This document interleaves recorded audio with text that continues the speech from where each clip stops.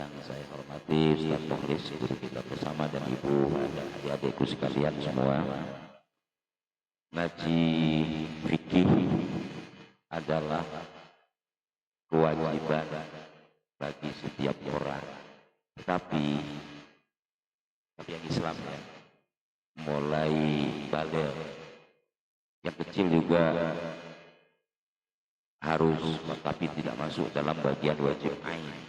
Sebab apa? Fikih itu adalah pegangan buat kita beribadah sehari-hari. Sayangnya pengajian-pengajian serupa ini tidak terlalu digemari. Tidak terlalu digemari karena sudah merasa bisa. Satu. Kedua, karena memang tidak menarik. Yang diulas itu aja muter-muter. Padahal itu bagian dari, jadi muter-muternya ngaji hatam sekarang. Tadi kasih putus saja. Hatam sekarang kasih putus saja. Setelah hatam diulangin lagi. Itu sebenarnya adalah metodologi ulama kita terdahulu.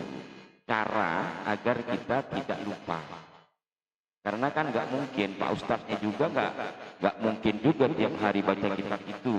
Pada satu saat nanti akan ditanya. Maka metodologinya berputar terus. Ya termasuk saya, kalau dulu saya tidak ngaji, muter-muter begitu, ya mungkin lupa. Mungkin lupa. Karena banyak hal di dalam peribadatan kita yang menjadi rukun Islam yang umum dilakukan. Kalau yang ngaji nanti kan paling ikut manasik. Terutama masalah bab najis, bab kena barang najis. Itu sangat riskan sekali. Apalagi kita menggunakan madhab di Indonesia ini adalah Asy-Syafi'i. Nah, maka dengan pengajian-pengajian seperti ini, pertama telah menggugurkan kewajiban kita sebagai umat Islam yang memang wajib beribadah dan tahu caranya. Ya, tahu. Jadi ngaji itu kan biar tahu caranya. Nah, setelah tahu caranya baru melaksanakan. Yang pertama. Dan yang kedua, secara langsung ataupun tidak langsung, apa yang kita lakukan ini adalah bagian dari menapaktilasi apa yang dilakukan oleh para ulama terdahulu. Jadi ulama dulu ngaji begitu, kita meneruskan. Lah ini kalau larinya ke sejarah deh. Kalau dikaitkan kepada ilmu kesejarahan, ini bagian dari perbuatan yang berantai dan berkelanjutan. Maka tidak bisa dikatakan metodologi kayak begini ini umpamanya metodologi Eropa.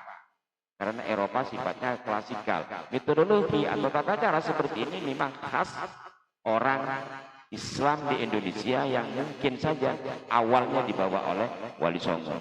Jadi secara tidak langsung Bapak Ibu sekalian itu telah mengamankan dunia kesejarahan dalam bentuk pengajian walaupun kita tidak sadar.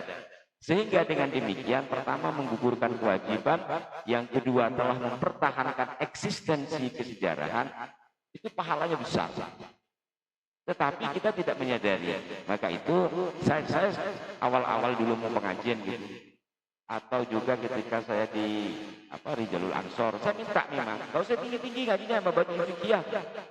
Itu kan tingkat MI juga belum tentu apal gitu. Kenapa? Karena ketika kita beribadah, tujuan kita mengabdi kepada Allah. Mengabdi kepada Allah itu harapannya akan diterima.